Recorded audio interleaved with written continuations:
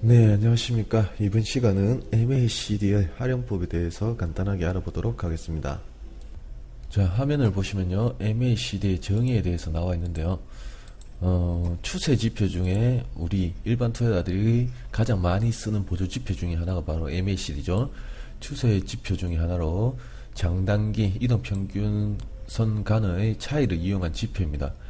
제널드 아펠이라는 사람에 의해서 개발이 되었고요. 이평선의 성질이 즉 지속적으로 확산과 밀집을 반복하는 이동평균선의 성질을 이용하여서 서로 교차되는 지점, 즉 그 장기 이평선과 단기 이동평균선이 교차되는 시점을 매매 신호로 포착하여 사용하는 것이 바로 MACD입니다. 이동평균선의 분석법 중에서 후행성이 상당히 짙죠. 이 부분을 상당 부분 극복을 해주고요. 단기적인 추세보다는 중장기 추세의 방향성을 파악하는데 매우 유용한 지표라고 할 수가 있습니다. 자, MACD의 구성에 대해서 한번 알아보겠습니다. MACD는 간단하게 단기 지수 이동평균은 마이너스 장기 지수 이동평균이고요.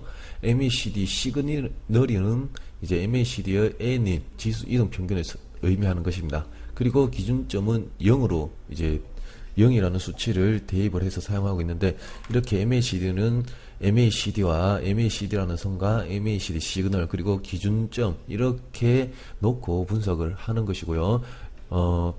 굳이 개인적으로 그 값들을 구할 필요가 없이 증권사에서 요즘에 지원하는 HTS를 보면 상당 부분 잘 이제 개발이 되어 있기 때문에 이 부분을 이용하시고 어떻게 사용이 되고 어떻게 추세를 분석하는지만 잘 알아두시면 되겠습니다. 자, MACD로 이용한 매매법입니다.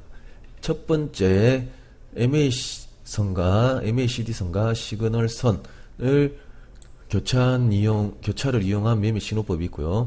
MACD선과 기준선을 이용한 그 매매 신호법이 두 가지가 있습니다. 간단하게 그 MACD선이 시그널선을 상향할 때는 매수 신호고요. MACD선이 시그널선을 하향할 때는 매도 신호입니다. 그런데 요것은 이제 기본적인 것이고, 여러분들께서 종목마다 특성이 있듯이 보조지표마다 특성이 있기 때문에 어떤 구간, 즉 어떤 흐름을 보일 때 이제 골든 크로스가 나면은 보다 확률이 높은가는 여러분들이 연구를 지속적으로 하시다 보면 분명히 답이 나올 것이고요. 기준선을 MACD선과 기준선, 영선을 이용한 매매 신호법은요, MACD선이 기준선을 상향 돌파할 때는 매수 신호, 그리고 MACD선이 기준선을 하향할 때, 하향 돌파할 때는 매도 신호다, 이렇게 생각을 하시면 되겠습니다. 자, 화면에 간단하게 그림으로 이렇게 설명이 되어 있는데요.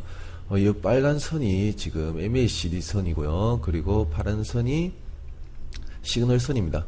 요런 구간들에서는 매수 관점이고, 요런 구간들에서는 매도 관점이다, 이렇게 생각하시면 되겠습니다. 그리고 한 가지 팁으로 드릴 수 있는 것이 바로 요 구간대인데요. MACD 시그널과 그 다음에 MACD 선과 시그널 선의 이격이 커지는 구간, 또는 이렇게 MACD 선이 상향에서 하향으로 꺾이는 부분 때는 단기적인 이격을 크게 벌리고 주가가 한 자리 상승을 하고 그 매도로 하향 조정이죠. 조정으로 접근하는 구간이기 때문에 요런 구간에서는 매도 관점으로 접근을 하시는 것도 괜찮고요. 단기 매매 하시는 분들한테. 그리고 반대의 경우죠. 반대의 이룬 구간. 자, MACD선이 시그널선보다 밑에 있고요. 그리고 이렇게 이격이 큰 구간에서 이제 하향 추세를 그리다가 상향으로 전환되는 시점은 단기적이나마 반등 상승이 나올 수 있기 때문에 저런 구간은 단기적인 매수 관점으로 접근을 해도 된다, 이렇게 간단하게 생각을 하시면 되고요. 자, 교차선을 이용해 매수 및 매도 신호로 판단한다. 그리고 교차선을 분석하여 상승 및 하락 추세의 여부를 판단한다, 이렇게 생각하시면 되겠습니다. 다음 화면은 기준점과 MACD 선과 이 두 가지를 이용해서 매매에 이제 포지션을 찾는 방법인데요. 자, 기준점이 0선은 계속적으로 그대로 수평을 유지하고 있겠죠. 이렇게. 자, MACD선이 여기처럼 0선을 돌파할 때는 매수 신호, 그리고 0점을 하향에 이탈할 때는 매도 신호, 이렇게 간단하게 생각을 하시면 되겠습니다. 자, 다음 화면은 조금 더 디테일하게 들어가는 부분인데요. 그 MACD를 가지고 굳이 골든크로스와 데드크로스 교차되는 시점이 아니더라도 조금 더 추세를 판단할 수 있는 그런 것들에 대해서 한번 배워보도록 하겠습니다. 자, 이 구간에서 일단 매도 신호가 한번 나왔죠. 그 MACD선이 시그널선을 하향하면서 매도 신호가 나왔는데 다시금 하향 후에 다시금 그 돌파 시도를 하지만 이렇게 돌파를 하지 못하고 저항을 받으면서 이렇게 하락으로 이탈하시는 기존의 추세가 보다 더 강하게 이루어진다고 생각하시면 되겠습니다. 이 구간에서 데드크로스가 났기 때문에 이제 하향 추세가 보다 강하게 이루어진다라고 생각하시면 되겠죠. 이것은 MACD 뿐만 아니라 선을 두 개를 가지고 이용하는 보조지표는 웬만한 것들은 다 이런 흐름을 보여주고 있고요. 이동평균선 역시 마찬가지죠. 밀집과 확산을 반복하기 때문에 이런 유형이 자주 출해가 되니 꼭 참고해 두시고요. 반대의 경우, 자, MACD선이 시그널선을 돌파하면서 매수 신호를 주었는데 다시금 하향을 하죠. 하향을 하고 시그널선은 이렇게 상향을 하는데 이 구간에서 데드크로스가 나야 정상인데 여기서 시그널선의 지지를 받고 다시 우상향을 하게 된다면 기존의 상승 추세가 더 강하게 이루어지는 시점이 됩니다. 이런 구간에서는 오히려 추가 매수로 들어가야 되는 구간이다, 이렇게 생각하시면 되겠죠. 이것이 바로 간단하게 설명을 하면, 기본적으로 설명을 드리면 이평선들이 밀집과 확산을 반복하듯이 밀집 구간에서 상승으로 갔을 때는 정배열 초기 국면이죠. 확산이 이루어지는 시점으로 단기적이나마 시세가 크게 나옵니다. MACD 역시 마찬가지로 밀집 구간에서 하향으로 이탈하지 않고 상승으로 전환이 된다는 것은 힘이 강하다는 것을 말하기 때문에 이번처럼 이런 모습이 나올 때는 오히려 추가 매수의 관점으로 접근을 해야 된다. 자, 밑에 보시면요, 교차선과 시그널이 크로스가 나지 않고 방향이 전환이 된다면 상승 추세든 하향 추세든 간에 기존의 추세를 보다 강화한다, 이렇게 생각하시면 되겠습니다. 자, 다음 화면은 삼성전자인데요. 우리나라 대표 우량주 중에 하나죠. 자, 화면을 보시면 이 구간 어떤가요? 요 구간에서 먼저 데드크로스가 한번 나오고 여기서 이제 반등이 나왔지만, 자, 어떻습니까? 시그널선을 돌파를 못하고 다시금 무너지는 게 되죠. 바로 이런 게 하락 추세가 강화된다, 이렇게 생각하시면 되겠습니다.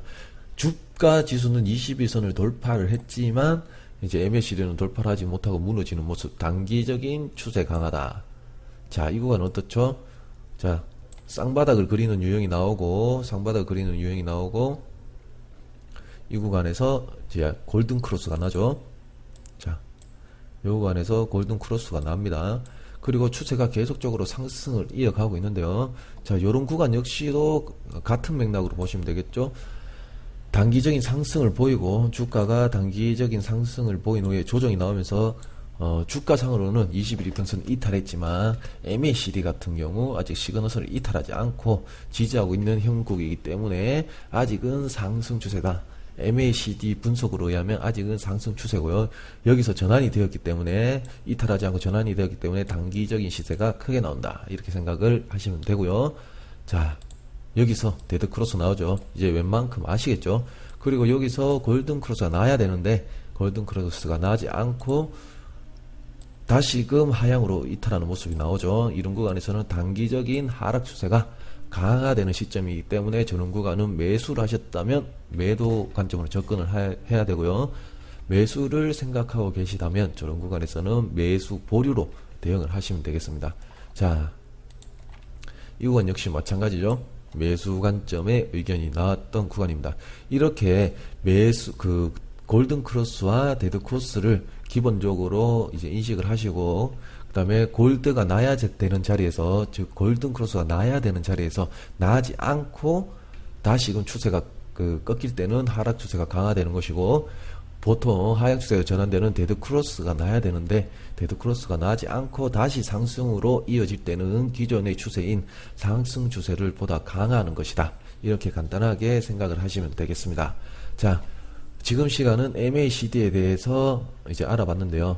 여기서 강의한 부분 외에도 여러 가지 MACD를 이용을 해서 굳이 매수, 매도 신호가 아니더라도 추세를 판단하는 방법이 여러 가지가 있을 수 있기 때문에 여러분들께서 지금 강의해드린 내용을 완벽하게 숙지를 하시고 보다 개인들, 즉 개개인의 투자 기법으로 한번 연구해 보시기 바랍니다. 감사합니다.